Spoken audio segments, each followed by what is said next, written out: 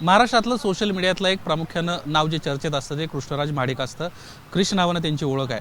सध्या ते सोशल मीडियामध्ये तर स्टार आहेत. आता निवडणुकीच्या रणांगणात देखील ते उतरताना आपल्याला दिसत आहेत. कोल्हापुरातून त्यांना तयारी देखील सुरू केली अशा पद्धतीची माहिती मिळते. स्वतः कृष्णराज महाडिक आपल्यासोबत आहेत.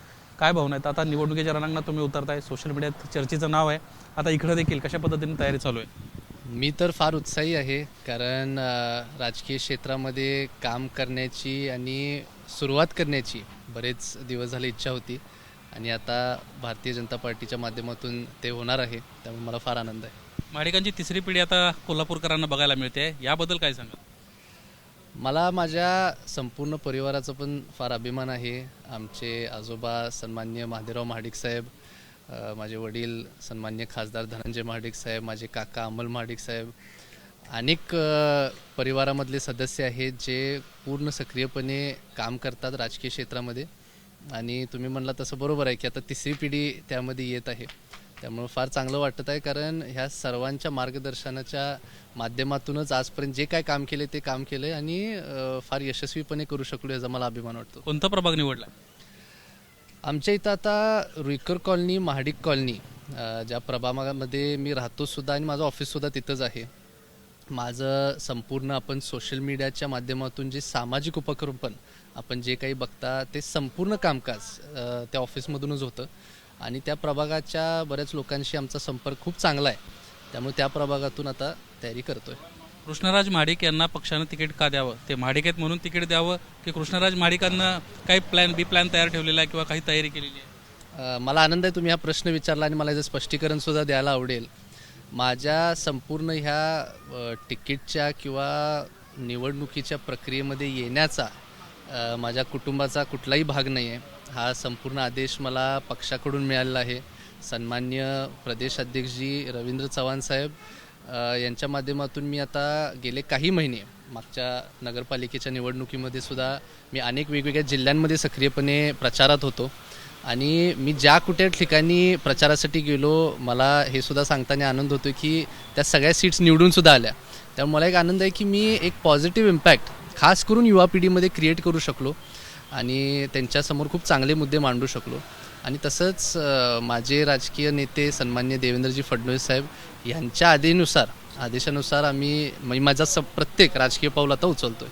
एकीकडे म्हणायचं पक्षाचा आदेश आहे आणि दुसरीकडे वडिलांना सोबत घेऊन आला. हे काय, ते का आले तिकडं? त्यांचा इंटरव्ह्यूला ते पण आहेत. मी वडिलांसोबत आलेलो नाही आहे. वडील माझे इथं कालपासून मुंबईतच आहेत, कारण त्यांचं संपूर्ण कोल्हापूर शहराचं जे आता तिकीट वाटपाचं नियोजन चालू आहे ते त्यासाठी येत आहेत. मी वेगळी गाडी घेऊन आलो. तुम्ही बघायचं समोर दोन्ही गाड्या आहेत. मी साहेबांबरोबर आलेलो नाही आहे. मी रवींद्र चव्हाण साहेब आणि सन्माननीय देवेंद्रजी फडणवीस साहेब यांची भेट घेण्यासाठी आलो होतो. कृष्णराज महाडिकला ज्या प्रभाग 3मधून तुम्ही तयारी करताय त्या प्रभाग 3च्या रहिवाशांना का निवडून द्यायला पाहिजे?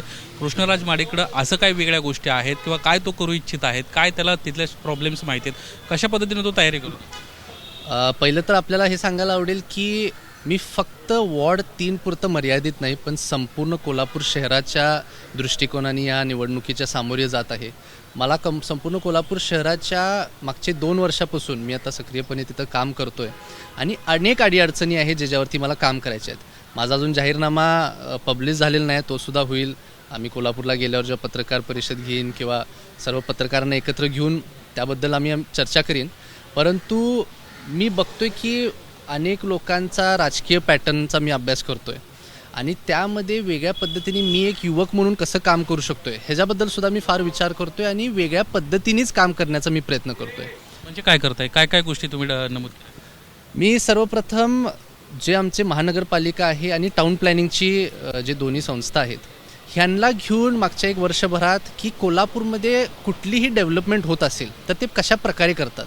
तर मी एक ऑब्झर्व केलं की कोल्हापूरमध्ये प्लॅनिंग थोडंसं लॅक होतं आहे. अजून जर व्यवस्थित पद्धतीने प्लॅनिंग केलं तर डेव्हलपमेंट खूप चांगल्या पद्धतीने होऊ शकते. मी हा पण एक पॅटर्न ऑब्झर्व केला की अनेक ठिकाणी निधी लावला जातो, त्याचं मेंटेनन्स केलं जात नाही आणि परत भविष्यात त्याला निधी आणायला लागतो. त्यामुळे अशा प्रक्रियेमध्ये अनेक ठिकाणी असं झालं की निधी वायासुद्धा जातो आहे आणि शासकीय डेव्हलपमेंट फंड जे काय आपल्याला येतात हे शेवटी लोकांचे टॅक्सनी भरून आलेले पैसे असतात. त्यामुळे हे एकदम व्यवस्थितपणे वापरणं हे गरजेचं आहे आणि त्यासाठी प्लॅनिंग हे अतिशय गरजेचं आहे. त्यामुळे हा एक खूप प्रामुख्याने घेणार आहे मी मुद्दा. निवडणुकीला पण सामोरे जाताना लोकांसमोर ते मांडायचं आहे आणि ते सोडून सुद्धा अनेक गोष्टी आहेत. कृष्णराज महाडिक मग आम्हाला सोशल मीडियात दिसणार की नाही दिसणार? मी खरं तर आता बिझनेस, फिलॅन्थ्रपी, त्याचबरोबर भलेही आत्ता रेसिंग चालू नसेल पण मी स्पोर्ट्समध्ये पण ॲक्टिव्हली अजूनसुद्धा असतो. त्यामुळे वेळ तसा मिळत नाही सोशल मीडियासाठी. पण तुम्हाला नक्कीच माझ्या पॉलिटिकल लाईफमुळं मी सोशल मीडियाला तसं इम्पॅक्ट होऊन देणार नाही. मी जे काय करतो आहे, कारण तुम्हाला माहिती आहे माझे सगळे व्लॉग्स खूप नॅचरल आहेत. मी काही आजपर्यंत स्क्रिप्टेड केलेलं नाही आहे. मी जसं माझं आजपर्यंत आयुष्य दाखवत आलेलो आहे तसंच मी लोकांनाही पुढं सुद्धा दाखवत राहीन. शेवटचा प्रश्न, तुम्ही म्हटले मला प्रभागापुरतं तुम्ही मर्यादित करू नका, कोल्हापूरचा विचार करतोय. सत्ता आली तर 1 नंबरसाठी प्रयत्नशील? आम्ही सत्ता आली तर नाही, मला खूप ह्या गोष्टीची खात्री आहे की आमची सत्ता येईल. कारण महायुतीचा खूप चांगला निकाल मागच्या विधानसभेला असेल, आत्ताच्या नगरपालिकेला असेल आणि येणाऱ्या महानगरपालिकेला सुद्धा असेल. कारण महायुती म्हणून आम्ही खूप चांगलं काम करत आलेलो आहे. सर्वात प्रथम तर लोकांचा विश्वास हे आमच्या सर्व 10चे 10 आमदार तुम्हाला माहिती आहेत की आता आमचे महायुतीचे आमदार आहेत कोल्हापूरमध्ये. 2 खासदार महोदयसुद्धा तिथं आहेत. त्यामुळे हे सगळेजण मिळून जेव्हा काम करतात तेव्हा आता खूप फास्ट खूप फरक आता लोकांना दिसायला चालू झाला आहे. आणि मलाही खात्री आहे की आमची सत्ता येईल. आमचे सर्व, मी नगरसेवक नाही म्हणत, आम्ही महासेवक म्हणतो मी माझ्या सर्व कॅन्डिडेट्सला. कारण येणाऱ्या काळात कोल्हापूर कुठं तर अशा लोकांच्या हातात पडलं होतं ज्यांना गतीने तिथं विकास करता आला नाही, पण आता आम्ही ते सगळं मोडून काढणार आहे. कृष्णराज, युवकांचं नेतृत्व तुम्ही करतात. तुम्ही ह्या सगळ्या सध्याच्या काही परिस्थिती चाललेल्या आहेत, कुणीही कोणासोबत युती करणं असेल, राष्ट्रवादी, दोन्ही राष्ट्रवादी एकत्र येणं, एकीकडे विचारधारा म्हणायचं, दुसरीकडे सत्तेमध्ये जायचं. जे राष्ट्रवादीचं आहे ते भाजपमध्ये पण होतं आहे. भाजप देखील अशा पद्धतीनं लोकांना घेत आहे, गुंडांना लोकांना पक्षामध्ये प्रवेश घेत आहेत. सगळेच पक्ष जे आहेत ते सोयीचं राजकारण बघतायत. या सगळ्या गोष्टींबद्दल कृष्णराजला काय वाटतं? नाही, आमच्या इथले सगळे नेते मंडळी मला वाटते फार चांगल्या पद्धतीने काम करतात, फार हुशार लोक आहेत ते. आणि आम्ही महायुती म्हणूनच ह्या निवडणुकीच्या सामोरे जाणार याची मला खात्री आहे. धन्यवाद आमच्याशी बातचीत केल्याबद्दल. एकंदरच कृष्णराज आता पूर्णपणे निवडणुकीला सज्ज झालेला आहे. प्रभागापुरतं मला मर्यादित ठेवू नका, कोल्हापूरचा विचार मी करतोय, अशा पद्धतीची एक सूचक प्रतिक्रिया देखील या निमित्तानं त्यानं दिली आहे. कॅमेरामन कृष्णा खापरेसह निलेश बुधावले, ABP माझा, मुंबई.